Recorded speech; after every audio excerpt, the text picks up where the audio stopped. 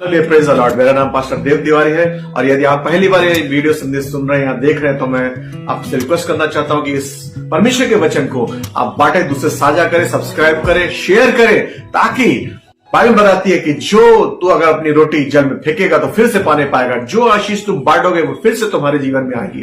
तो मैं आशा करता हूं कि आप इसको पालन करेंगे। तो आज हम लोग देखेंगे कि यीशु मसीह 2000 साल पहले इस पृथ्वी पर क्यों आए। ये मेरा क्वेश्चन है कि सब लोग नाताल में बिजी हैं, सब लोग क्रिसमस को मनाने में, फेस्टिव सीजन की स्पिरिट मूव में है और नाताल मनाना चाहिए, क्रिसमस मनाना चाहिए, नहीं मनाना चाहिए, दिस इज डिफरेंट इश्यू, दूसरा विषय है। लेकिन मेन हमारा जो फोकस है कि यीशु मसीह इस धरती पर आज से 2000 साल पहले क्यों आए। गॉड द फादर ने जो इस अपने बेटे यीशु को भेजा, यूं ही नहीं भेजा, कोई स्पेशल पर्पस होगा। बोलेगा कि अरे यीशु मसीह इसलिए आए कि शैतान के जकड़न से, बंधन से मनुष्य जाति को बचाने के लिए आए, जिसका वर्णन पहला यूहन्ना 30 अध्याय की 8वीं लाइन में लिखा है। कोई बोलेगा कि हमको नया जीवन देने आया है, हमारे जीवन को उसने खरीद लिया अपने प्राणों को दे करके, हमारी वो छुड़ौती बना, जिसका वर्णन मत्ती के 20वें अध्याय की 28वीं लाइन में है। तीसरा कोई बोल सकता है कि जो खो गए हैं, कोलोसियन के 1 के 13 में लिखा कि जो खो गए हैं, जो गड़े खो गए, यीशु मसीह उनको ढूंढने आया। कोई बोलेगा अनंत काल का जीवन देने आया है। पहले उन्होंने 5वें अध्याय 11वीं-12वीं लाइन पढ़े और जॉन 3:60 से जॉन 10 तो उसमें लिखा है कि पुत्र में जीवन है और जो पुत्र में उसके पास जीवन है। पांचवा कोई बोलेगा टू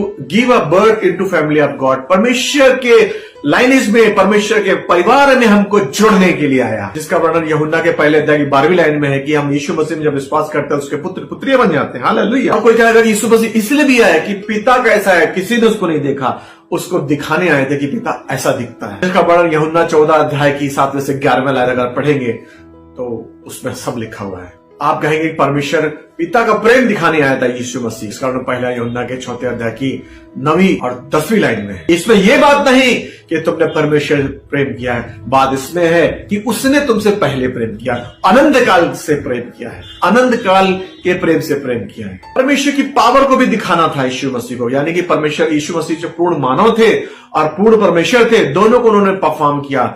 पूर्ण परमेश्वर इसलिए थे क्योंकि शुरू से ही थे, वो आदि के बनने से, सृष्टि के बनने से पहले ही थे, और मानव रूप में इसलिए आए कि हमको दिखाने आए कि जीवन, एक इंसान कैसे जीवन जी सकता है, बिना पाप के जीवन इंसान कैसे जी सकता है। उसको भी परमेश्वर ने एग्जाम्पलीफाई किया था कि यीशु मसीह ने सारा जीवन एक पूरे आज्ञाकारिता में जिया और दिखाया कि एक इंसान भी कैसे जी सकता। और परमेश्वर की जो बातें थी वो उन्होंने हमें सिखलाई, जो बाइबल में जिसका वर्णन नया नियम में। यीशु मसीह ने अंधों को दी और बीमारों को चंगा किया, लंगड़े चले। मैं आज कुछ अलग विषय लेके आया। मैं ये बताना चाहूंगा कि यीशु मसीह के हिसाब से क्यों आए। गलातियों अध्याय की 4 लाइनें पढ़ेंगे। लिखा है, जब समय पूरा हुआ तो परमेश्वर यहोवा ने अपने पुत्र यीशु को भेजा, जो स्त्री मरियम से जन्मा और व्यवस्था के अधीन उत्पन्न हुआ, यानी कि इनकारनेशन। पहले से ही परमेश्वर था लेकिन उसने एक स्वरूप लिया। यूहन्ना 3:16 पढ़ेंगे तो उसमें लिखा है कि परमेश्वर ने अपने बेटे को दिया। और लूक के 2 अध्याय 11 में लिखा है कि दाऊद के नगर में तुम्हारे लिए एक उद्धारकर्ता जन्मा है, यही मसीह प्रभु है। तीसरा, God the spirit came upon Mary to cause conception. लूका पहले अध्याय की 35वीं लाइन लिखा कि पवित्र आत्मा तुम पर छाया करेगा और परम प्रधान की सामर्थ पर छाया करेगा, इसलिए वह पवित्र जो उत्पन्न होने वाला परमेश्वर का पुत्र कहलाएगा। परमेश्वर पहले से ही था, सृष्टि के बनने से पहले ही था, पिता भी था, पुत्र भी था, पवित्र आत्मा भी था। लेकिन हम इंसानों को इन सब चीजों से जो प्रोफेसी हुई है, जो फुलफिलमेंट है, जो मैंने पूरा ने बताया कि क्यों आया, मेनली जो प्रोफेसी हुई ओल्ड टेस्टामेंट में, जो बाप दादाओं ने जो उसको परमेश्वर ने थोड़ा थोड़ा बताया, फिर उसके बाद यीशु मसीह आया, वो पुत्र से परमेश्वर ने पुत्र के द्वारा से बातें करी, अब पवित्र आत्मा के द्वारा से बातें करता है। यानी कि जो प्रोफेसी हुई है, यानी जो परमेश्वर यीशु मसीह ने अपनी सारी टीचिंग्स जो है, सारे उपदेश जो है नया टेस्टामेंट्स में जो है उनके संकलित हैं। और जो भी प्रोफेसी हुई है, जो भी उद्घोषणाएं हुई हैं या प्रतिज्ञाएं हुई हैं, सब के सब यीशु में पूर्ण हुई। यानी कि सारी प्रतिज्ञाओं को यीशु मसीह ने अपने बॉडली फॉर्म में, अपने परमेश्वर को उतार के शून्य होकर के हमारे लिए आया और वो सारी प्रोफेसी को उसने अपने ऊपर पूरी करी। पुराना नियम नहीं समझ सकते जब तक हमें नया नियम नहीं पता था, इसलिए पुराने नियम में जो भविष्यवक्ता थे ढूंढते रहते थे मसीहा को, और ज्यूज भी इस फेरा में पड़ गए, भ्रम में पड़ गए कि उद्धारकर्ता आएगा और रोमन से हमको लड़के हमारे लिए जीतेगा और हमको फेर दे। जबकि यीशु मसीह सोल को बचाने आए थे, प्राणों को बचाने आए थे, जबकि वो सोचते थे कि दाऊद तेरा फाइट करेगा और रोमन एम्परर से हमको बचाएगा। जबकि यीशु मसीह शैतानी कामों को नाश करने आए थे। यानी कि जो प्रोफेसी थी हुई थी उसको परमेश्वर यीशु मसीह ने बखूबी 100% पूरी हुआ।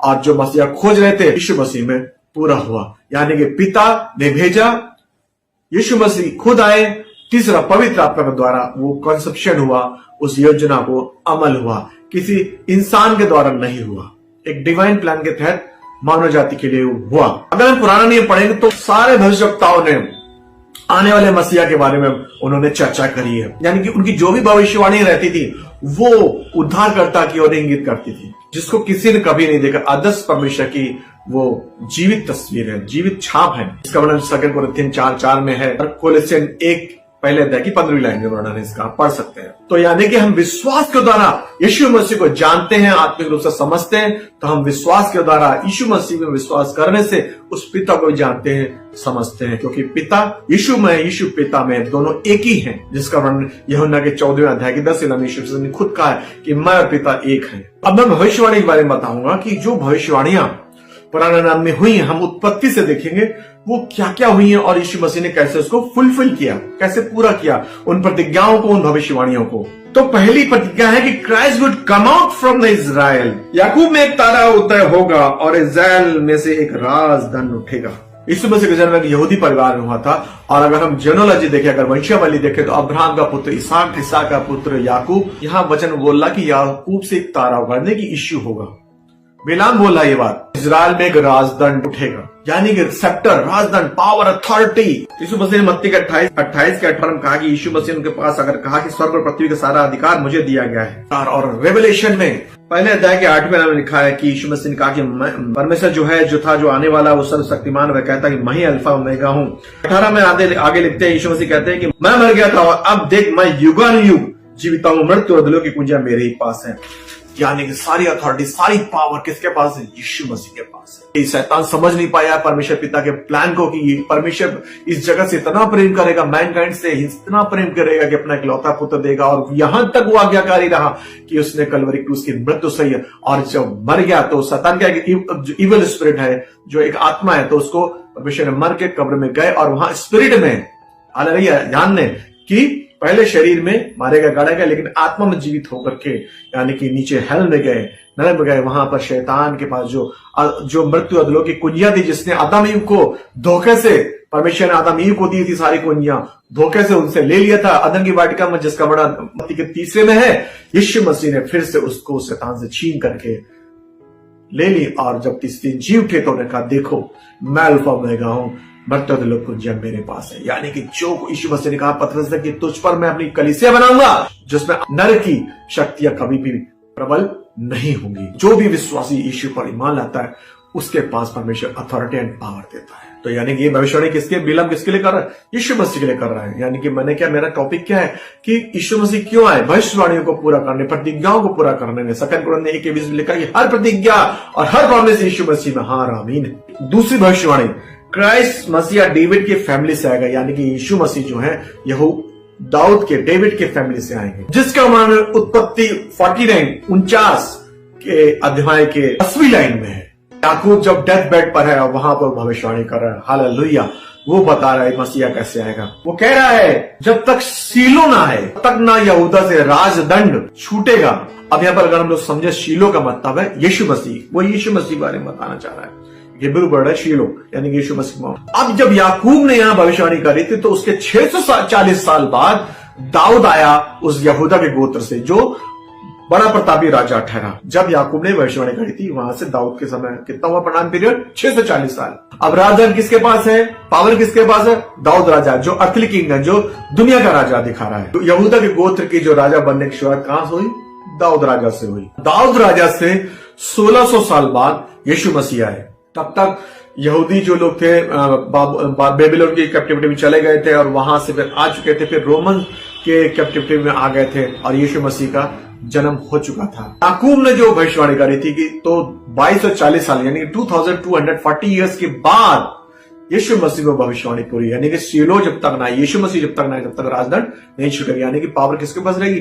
यीशुआ के पास। याकूब किसके लिए लिटरली बोल रहा है कि दाऊद तो क्या था, मर गया, चला गया, खत्म, गाड़ा गया, खत्म, लेकिन जो पावर जो थी असली अनंत काल की जो सत्ता थी किसके बाद थी? यीशु मसीह, जो मारा गया, जिसने जो राजाओं का राजा, रेवलेशन प्रकाशित के 5 में लिखा है कि वो यहूदा का यीशु मसीह है, राजाओं का राजा, प्रभु यीशु मसीह है, जिसकी सत्ता कभी खत्म नहीं होगी। एक सत्ता, पावर, अधिकार जिसके पास से कभी नहीं छूटेगा। व्यवस्था जो जिसने अनुग्रह जिसने दिया, व्यवस्था जिसने पूरा किया अपने शरीर में, उससे कभी राजदंड कभी न छूटेगा।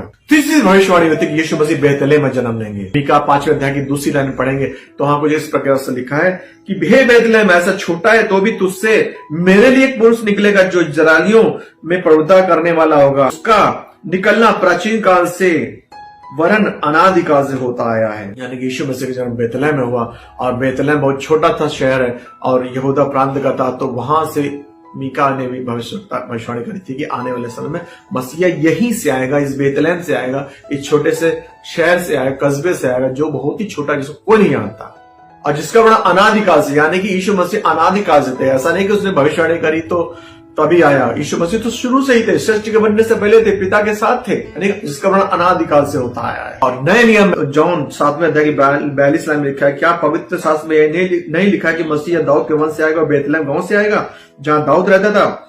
बेतलेहम का मतलब था रोटी का घर। हालेलुया। बेतलेहम का मतलब होता रोटी का घर। यीशु मसीह को भी जीवन की रोटी बोला गया है, जिसका वर्णन यूहन्ना के 6 अध्याय की 35 में लिखा है। यीशु ने कहा जीवन की रोटी मैं हूं, और बेतलेहम को रोटी के घर बोला गया, यानी कि रोटी घर, दुनिया की रोटी। और यीशु मसीह जीवन की रोटी है, अनंत काल की रोटी। यीशु मसीह ने कहा जो मेरा मांस लोग खाता है, जो मेरा मांस रोटी खाता है, वो कभी भूखा न रहेगा। इंसान सिर्फ रोटी से जीवित नहीं रहेगा, हर उस वचन से जीवित रहेगा जो परमेश्वर यीशुआ के मुंह से निकलता है। यानी कि जो बाइबल पढ़ते हैं, जब आप परमेश्वर के वचन सुन रहे हैं तो आप परमेश्वर के वचन से जीवित रहेंगे। ये जो वर्ड, स्पोकन वर्ड है, जो बोले गए वर्ड है, जो रेमा वर्ड है, वो आपके अंदर काम करते हैं, आपकी आत्मा में काम करते हैं। इस वाणी जो करी गई है, मीका को क्या मालूम था यीशु मसीह क्या है, छुड़ाने वाला उद्धारकर्ता कौन है? जब तक कि नया नियम नहीं आया, जब तक यीशु मसीह खुद नहीं आया, जब तक ये दर्ज नहीं हुआ पवित्र शास्त्र में, तब तक लोग क्या थे, हवा में थे कि कुछ ऐसा कुछ आएगा। यानी कि सेकंड पर्सन ऑफ ट्राइनिटी, जिसका मतलब यूहन्ना के 17 के 5 में और 17 के 24 में भी है कि यीशु मसीह ट्रायून गॉड, यानी कि त्रिएक परमेश्वर के सेकंड पर्सन है। और जब तक की घोषणा गब्राएल स्वर्गदूत ने मरियम से लूका के पहले अध्याय की 31 लाइन में नहीं कही थी, तब तक यीशु का नाम किसी को पता नहीं था कि यीशु मसीह ट्रिनिटी ट्रायून गॉड के सेकंड पर्सन है। God the father, God the son और गॉड द होली स्पिरिट, पिता, पुत्र और पवित्र आत्मा।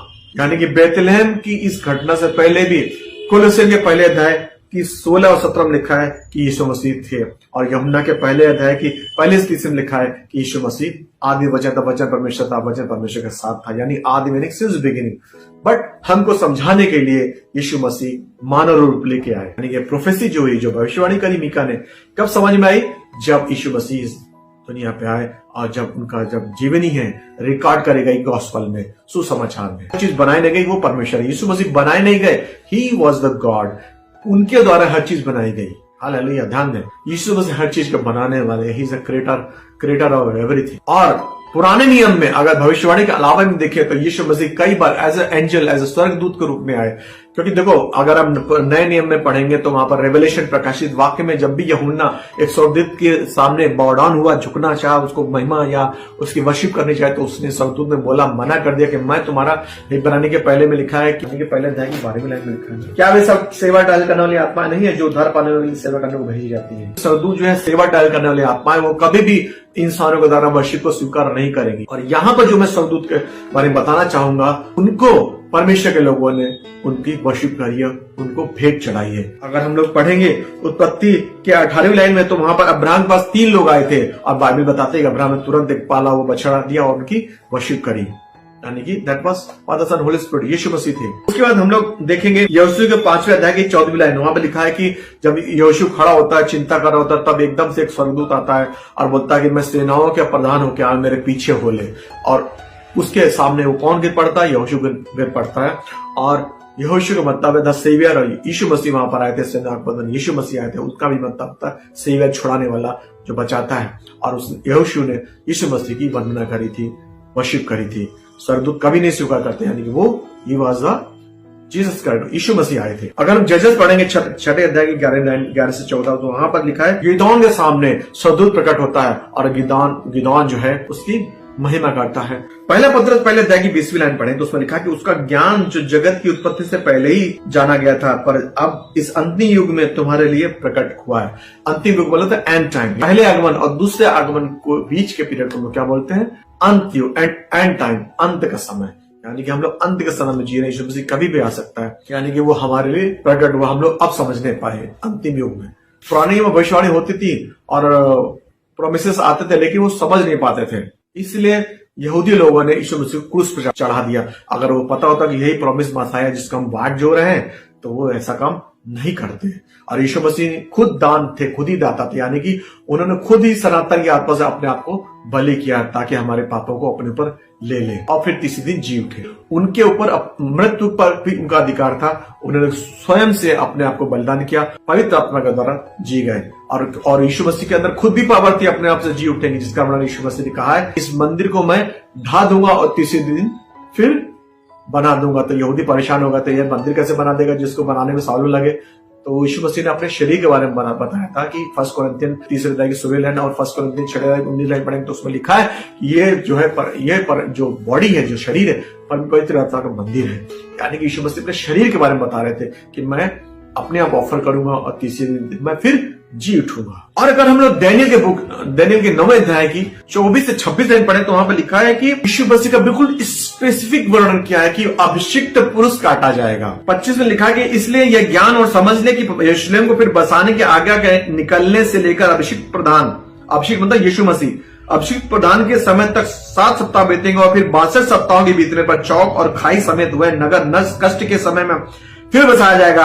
26 उन 62 सप्ताह के बीतने पर अभिषेक यानी कि अभिषेक पुरुष यानी कि यीशु मसीह अनॉइंटेड वन बोलते हैं, काटा जाएगा। जो सप्ताह है, जो वीक्स हैं, अगर वो टोटल 69 गिरते हैं, उनको 7 से मल्टीप्लीकेशन करेंगे और उसको ईयर्स में कन्वर्ट करेंगे तो वो 490 साल गिरते हैं। यानी कि जो दानियल जो भविष्यवाणी कर रहा है और यरूशलेम पे जब राजा छयस जा रहा, जब दार मादा फारसी राजा जब इजरा और हगाई को नहमिया को आगे देता कि उस नगर को फिर से बसाओ, यरूशलेम को फिर से बसाओ, मंदिर को फिर से बनाओ, तो दानियल जो था उस समय वहां पर उस प्रोविंस जो था उस मादा फारसी के राज्य में था और मंदिर बनाए जाने के बीच जो थे 490 साल हुए और यीशु मसीह करेक्ट 490 साल बाद आए दानियल की इस प्रोफेसी की भविष्यवाणी के बाद और यीशु मसीह अभिषेक पुरुष काटा गया, यानी कि क्रूसीफाई हुए, सलीब लिया और मारे गए, तीसरे दिन फिर जी उठे। यानी कि ना एक दिन पहले ना एक दिन बाद, एग्जैक्ट स्पेसिफिक प्रोफेसी, बिल्कुल एग्जैक्ट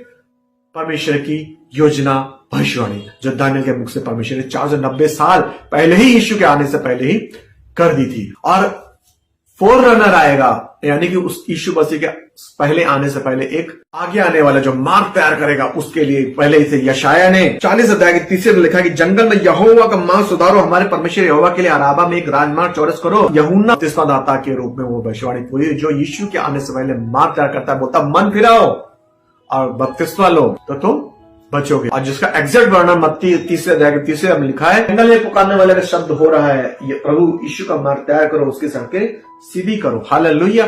तो यानी कि जो first advent of the Christ है, पहले यीशु का आगमन को कौन मार्ग तैयार कर रहा है? यूहन्ना बपतिस्मादाता।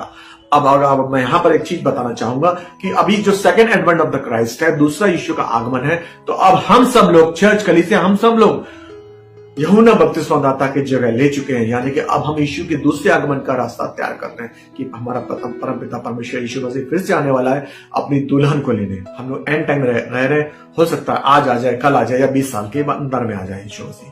यानी कि अब हम लोग जो है सेकंड कमिंग के लिए, दूसरे आगमन के लिए हम सब यूहन्ना बपतिस्मादाता है उसका मार्ग तैयार कर रहे हैं। यानी कि बिल्कुल यशायाह ने एग्जैक्ट प्रोफेसी करी थी, भविष्यवाणी कर रही थी कि उसका मार्ग तैयार करेगा यूहन्ना बपतिस्मा। उसको मालूम नहीं था और एग्जैक्ट मत्ती 30 में इसका रिकॉर्ड है। वंडरफुल वर्स यशायाह 9:6 में लिखा है कि क्योंकि हमारे एक बालक उत्पन्न हुआ, हमें एक पुत्र दिया गया और पौधा उसके कांधे पर होगा, इसका नाम अद्भुत युक्ति करने वाला पराक्रमी परमेश्वर अनंतकाल का पिता और शांति का राजकुमार रखा जाए। देखिए यूहन्ना अगर एक पहले तक 14वीं लाइन पढ़े तो वहां लिखा है माइटी गॉड यीशु मसीह को बोला गया है। और अगर हम लोग भजन से 110 की पहली लाइन पढ़े तो उसमें लिखा कि मेरे प्रभु ने प्रभु से कहा, ये मेरे प्रभु ने यानी कि यहोवा ने प्रभु से कहा, यीशु मसीह से कहा। यानी पहले ही प्रोफेसी करी गई थी, प्रभुता उसके कांधे पर, यानी कि ही इज अ गॉड, यीशु मसीह। उसका नाम अद्भुत युक्ति करने वाला। अद्भुत युक्ति करने वाला मतलब अगर हमें इब्रानी 13वें अध्याय की 8वीं लाइन पढ़े तो वहां पर लिखा है कि परमेश्वर बदलता नहीं है, क्रोध विलंब से क्रोध करता है, क्रोध नहीं करता। और पहला तिमोथी 6 के 15 में लिखा है कि वो राजाओं का राजा है। और यूहन्ना के 14:6 में लिखा है कि वो हमारा एडवोकेट है, उसमें जीवन है और वो काउंसलर है, यानी कि उस परमेश्वर के बारे में बता रहा है कि वो परमेश्वर कैसा आएगा। मसीह ने कहा कि I am that I am, और यहोवा ने कहा कि I am that I am. Exodus 3:14 line में लिखा है कि यहोवा मूसा से बोलता है कि I am that I am, मैं हूं जो सो हूं। और यही जॉन के 8:58 यीशु मसीह ने कहा है कि very very I say to you before Abraham I was, मैं सच सच कहता हूं अब्राहम से पहले मैं था। यानी कि परमेश्वर था जो शक्तिशाली था, जो परमेश्वर यहोवा के साथ हमेशा था, जिसकी भविष्यवाणी यशायाह 9 अध्याय की 6 लाइन में कहा है, जो मैंने अभी पढ़ा है। और पिता को पाप क्षमा करने का अधिकार था। यहाँ यीशु मसीह भी पाप को क्षमा करते हैं, जिसका वर्णन मार्क 2:5 में है। यीशु मसीह कहते हैं कि जा बेटे तेरे पाप क्षमा हुए। यहूदी गुस्सा गए थे, यीशु मसीह को समझ नहीं पाते कि उद्धार करता है, तो वो बोलते हैं ये कौन है जो पाप क्षमा करता है। पाप को क्षमा करने का पावर सिर्फ यहोवा के पास है। लेकिन यीशु मसीह खुद यहोवा थे, खुद परमेश्वर थे, जिनके पास पाप को क्षमा करने का अधिकार था। और यीशु मसीह ओमनी प्रेजेंस है, यानी यीशु मसीह हर जगह है, जिसका वर्णन यीशु मसीह ने मत्ती 18:20 में लिखा कि जहां 2 या 2 से लोग इकट्ठा होते हैं मैं बीच में होता हूँ। और यीशु मसीह ने कहा ओमनी सेंस है, सब कुछ जानते हैं। अगर बचेता 131 पढ़ते उसमें लिखा कि मैं तेरी आत्मा से भाग के कहां जाऊं, तो यीशु मसीह सेम वही चीज नए नियम में बोलते हैं मत्ती के 12:40 में कि योना को छोड़ करके तुमको कोई चीज नहीं मिलेगी। यानी कि यीशु मसीह लोग जो चिन्ह ढूंढते थे, यीशु मसीह जान जाते थे कि योना का चिन्ह जो है ये लोग ढूंढ रहे हैं। यीशु मसीह पहले से बताते थे, तो पहले से जान जाते थे। और मत्ती के 24 अध्याय में 30 से 31 लाइन पढ़ेंगे, अंत का समय कैसे आएगा, वो भी यीशु मसीह ने पहले ही बता रखा था। यानी कि वो जानते थे हर चीज, ओमनीसेंस, सब कुछ जानते थे। यरूशलेम में गधे में बैठ के कौन आएगा, इसकी भी यीशु मसीह ने बोला था कि जाओ अपने गधा बैठा होगा वो लेके आओ, मैं यरूशलेम में एंट्री करूंगा। एक ट्राइफेंट एंट्री, एक विजय की एंट्री यीशु मसीह ने करी थी। यीशु मसीह को पहले पता था, अपने चेलों को पता कि वहां एक गधा है, गधे का बच्चा खोलो, उसमें मैं बैठूंगा, जिसको कभी कोई ना बैठा हुआ, जिसका वर्णन पहले जकरिया में हुआ, जकरिया भविष्यवक्ता ने किया है। सर्वशक्तिमान यीशु मसीह, जिसके परमेश्वर की जो गुण है उनमें से यीशु मसीह पूरा करते कि ही इज ओमनीपोटेंस, यीशु मसीह सर्वशक्तिशाली है, जिसका वर्णन मत्ती के 28:18 लिखा, यीशु मसीह का स्वर्ग और पृथ्वी का सारा अधिकार मुझे दिया गया है, यानी कि परमेश्वर को दिया गया, यानी कि यीशु को दिया गया। अगर हम लोग पढ़ेंगे यूहन्ना पहले अध्याय के पहले से तीसरी लाइन, इब्रानी के पहले अध्याय की तीसरी लाइन में उसमें लिखा है परमेश्वर कौन क्या होता है। परमेश्वर जो चीज नहीं होती उससे चीजें बनाता है। यीशु मसीह के पास क्रिएटिंग पावर थी। उन्होंने 5000 लोगों को और 4000 लोगों को और पानी को दाखरस में बदला। यीशु मसीह धरती और विंड को नाटते थे, यानी कि इनके पास पावर थी नेचर के ऊपर भी। सबसे बड़ी बात है यीशु मसीह ने खुद वर्शिप को एक्सेप्ट किया। अगर हम यूहन्ना 9 अध्याय 38 में लिखे कि जब परमेश्वर ने उस ब्लाइंड मैन को हील किया, अंधे आदमी को हील किया, तो उस अंधे आदमी ने उसको सेव माना, उद्धारकर्ता माना और उसकी महिमा करी, यीशु मसीह की वर्शिप करी और यीशु मसीह ने उसको एक्सेप्ट किया। यानी कि वर्शिप को कौन एक्सेप्ट करता है? परमेश्वर। और यूहन्ना के 20 अध्याय के 28 लाइन में थॉमस भी है, जो संत थॉमस था, वो डाउटिंग स्पिरिट में था। जब यीशु मसीह उसका डाउट दूर करते तो वो भी बोलता माय लॉर्ड, और यीशु मसीह की वर्शिप करता है। मैं यही बताना चाहूंगा कि यीशु मसीह इस धरती पे क्यों आए, यानी कि कई रीजंस हैं, इतने रीजंस है कि हम लोग को समय कम मिलेगा चर्चा को करने के लिए। लेकिन मेनली मैंने जो बताया कि भविष्यवाणियों जो प्रतिज्ञाएं हैं यीशु में हाँ और आमीन है। यदि आज आप उस परमेश्वर को ढूंढ रहे हैं, जीवित परमेश्वर ढूंढ रहे हैं, वो जीवित परमेश्वर कोई और नहीं यीशु मसीह है। जो सारी आपकी सारी जो भी प्रार्थनाएं हैं सब यीशु मसीह के नाम से ही पूरी होती है, क्योंकि इस धरती के ऊपर और आकाश के नीचे सिर्फ एक ही नाम है जिसके नाम से उद्धार है। परमेश्वर इन सब बच्चों से आशीष दे। और मैं ऐसी आई bless you in the name Jesus, मैं आपके लिए मैं प्रार्थना करता हूं कि परमेश्वर इन बच्चों से आशीष दे और होने दे। परमेश्वर यीशु के नाम से आपकी सारी प्रार्थनाएं पूरी हो, जैसा उसने एफिशिएंस 3 अध्याय की 20 लाइन में कहा कि हमारे बीच में ऐसा सामर्थ्य है जो हमारी सोच से बढ़ के काम कर सकता है। और हर प्रार्थना यीशु में हाँ और आमीन है, यीशु के नाम में आमीन।